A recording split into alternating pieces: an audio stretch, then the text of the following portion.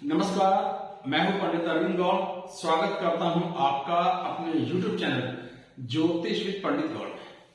और आज की चर्चा का विषय एक्चुअली पूछा गया है ना, तो किसी की डिमांड के हिसाब से वीडियो बनाने का प्रयास किया जा रहा है। वीडियो है एक्स्ट्रा मैरिटल अफेयर, व्यभिचार, अति कामुक होना इत्यादि। बहुत सिंपल शब्दों में प्रयास करता हूं समझने का कि इसका अर्थ क्या होना चाहिए। अब अगर किसी का प्रेम एक के साथ है तो कब हम इसे प्रेम और कब हम इसे व्यभिचार कहें, यह समझने की बड़ी बस बात है, क्योंकि बहुत बाल बराबर यहां गैप रह जाता है। तो प्रेम होता है जब आप किसी एक के लिए ईमानदार हैं, किसी कारण वो प्रेम डिस्टर्ब हो गया, खत्म हो गया, फिर आप किसी और से प्रेम में हैं, यहां तक कोई बहुत बड़ी समस्या नहीं। लेकिन आप किसी एक के साथ प्रेम में हैं, वैवाहिक जीवन में भी हैं और किसी एक और से भी प्रेम है, तो इसे मल्टी रिलेशनशिप कहते हैं, इसी को एक्स्ट्रा मैरिटल अफेयर कहते हैं, इसी को व्यभिचार में ले सकते हैं कि जहां आपकी किसी के प्रति आसक्ति नहीं है, प्रेम नहीं है, केवल कुछ पा लेने की भावना है। तो ये तो एक साधारण सी डेफिनेशन है। अब इसे ज्योतिष में कैसे समझें? तो देखिए, पहला भाव, अच्छा कोई भी गलती कोई कर रहा है, गलती है, एक्ट है, इससे मतलब नहीं अभी, तो वो पहला घर होता है सेल्फ। मैं कुछ गलती करूं तो मुझे सामने भी कोई चाहिए जिसके साथ कलम हो, है ना। अकेला मैं कैसे कुछ भी कर सकता हूं किसी तरह का योग। तो यहां दो हमें पर्सन चाहिए, एक मेल और एक फीमेल। हम मेल की कुंडली मानकर चल रहे हैं, तो उस हिसाब से सारी बात समझें। तो ये कैसे संभव है कि मैं अकेला ही सारे पाप कर लूं? तो कोई महिला भी होगी। अब अगर महिला भी होगी तो फिर मुझ में ऐसा पहले विचार भी तो आना चाहिए कि मैं कुछ गलतियां कर सकता हूं कि नहीं। फिर विचार मुझे हौसला दें, कर लूंगा, कोई मुझे नहीं पकड़ सकेगा, पकड़ भी लिया तो मेरा क्या बिगाड़ लेगा, ठीक है। तो पालेने की इच्छा मुख्य रूप से शुक्र से बिलोंग होती है। शुक्र वो हमारी कुंडली में प्रेम का या सेक्स का कंट्रोलर है। हौसला कौन देगा, हिम्मत कौन देगा? समाज की परवाह नहीं, मान सम्मान की को भी ताक पे रखता आदमी, इतना बड़ा रिस्क लेता है व्यभिचार करते टाइम।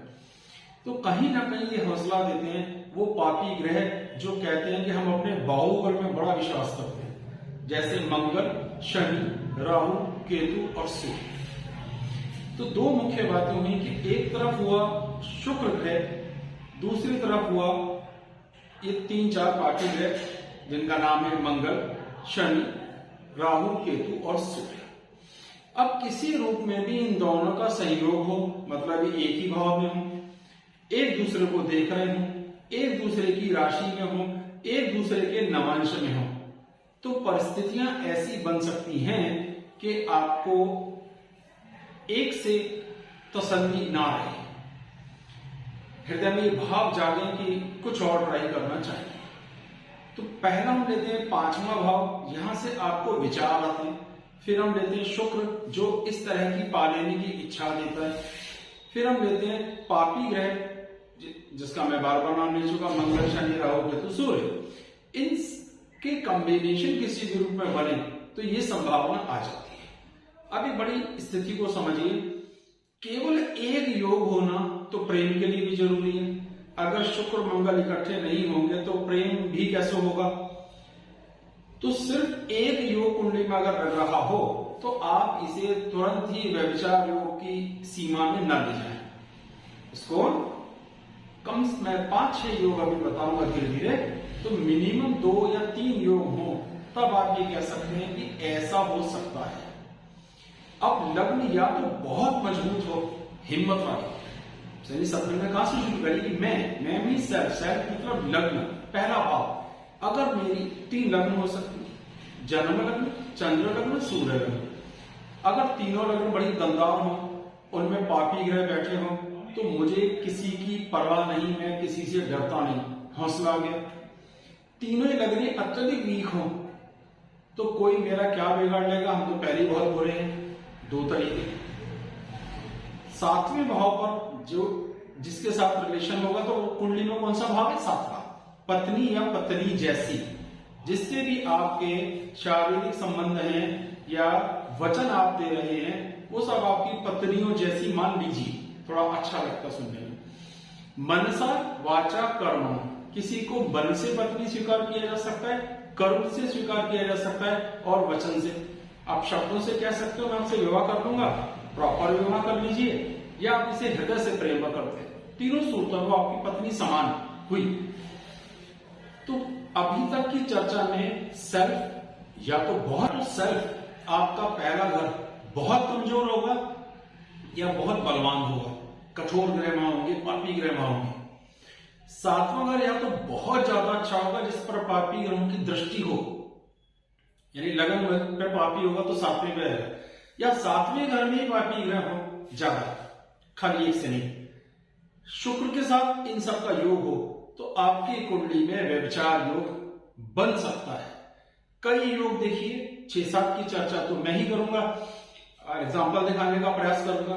तो इन परिस्थितियों में जब एक से अधिक योग बनते जाएं जितने, उतना ही अधिक कठोर स्थिति को मानते चलो।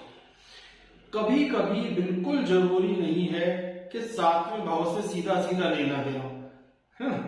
लग्न, लग्नेश, सप्तम, सप्तमेश और सप्तम भाव का कारक, इन सब चीजों को हम लेके चलेंगे।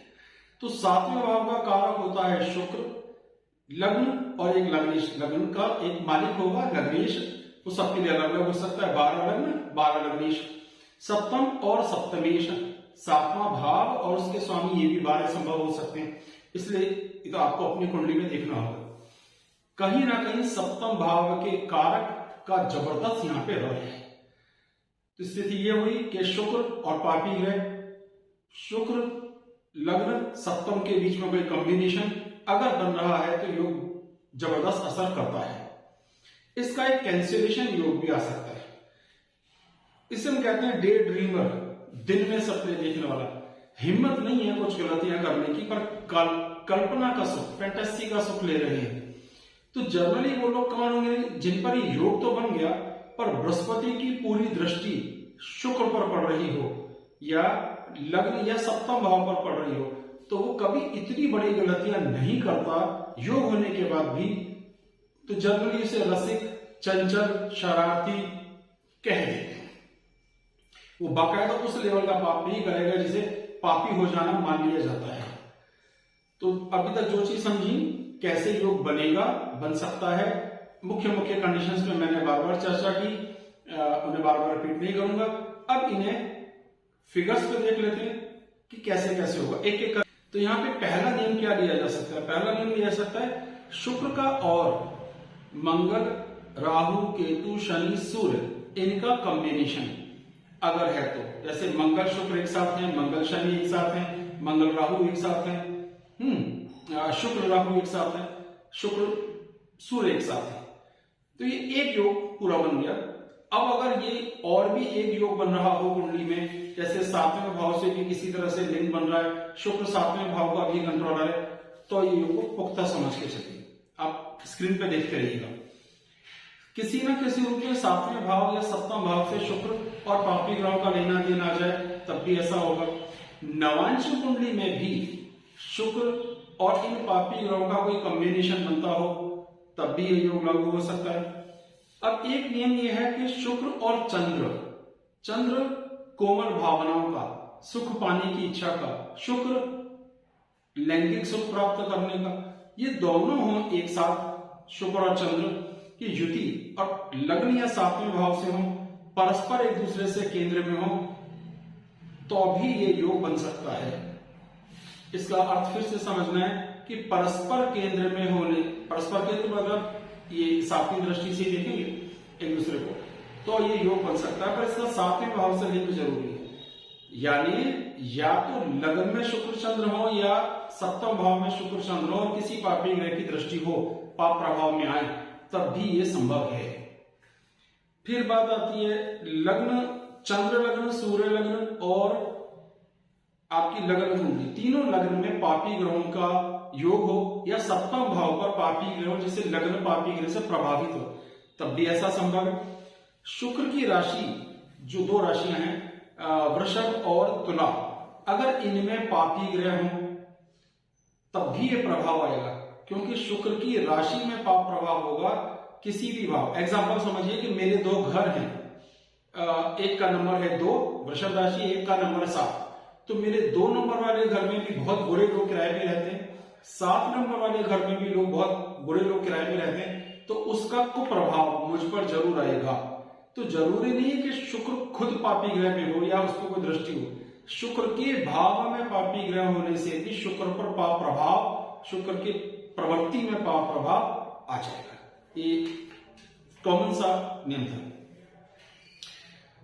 अब शुक्र अगर ऐसी राशियों में हो जो पापी ग्रहों की, जैसे मेष में हो, सिंह में हो, धनु में हो, वृश्चिक राशि में हो, या अपनी नीच राशि में अत्यधिक वीक हो, और उस पर किसी भी रूप में किसी पापी ग्रह की दृष्टि कहीं से भी पड़ रही हो, अब चाहे लग्न से सप्तम भाव से कोई लिंक ना हो, तब भी ये देखने में आ सकता है कि वो पाप प्रभाव में आ जाएगा, उसके हृदय में इस तरह के विकार आ जाएंगे।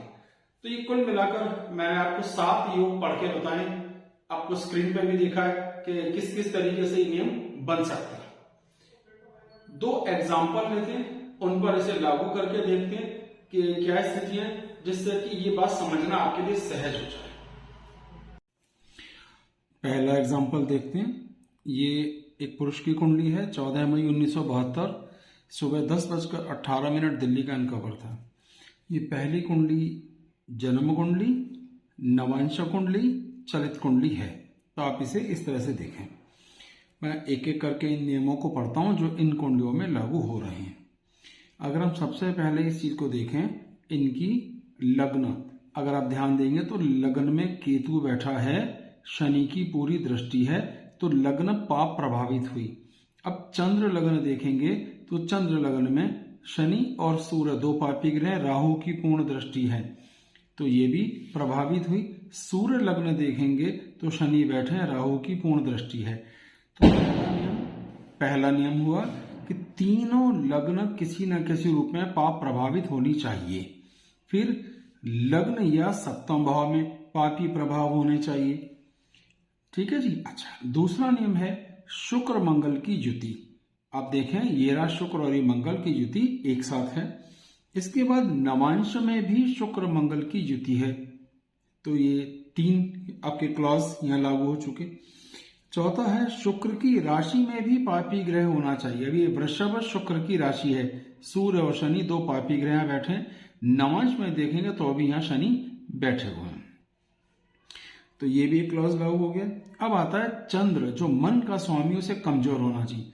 ये अमावस है, सूर्य चंद्र इकट्ठे हैं, अमावस शनि साथ में है, और ये चंद्र शनि नवांश में भी है। अर्थ ये निकला कि चंद्र कमजोर हो गया। फिर लग्न और सप्तम भाव के स्वामी चंद्र और शनि एक साथ हैं, जो एक साथ पापी ग्रह से प्रभावित हैं।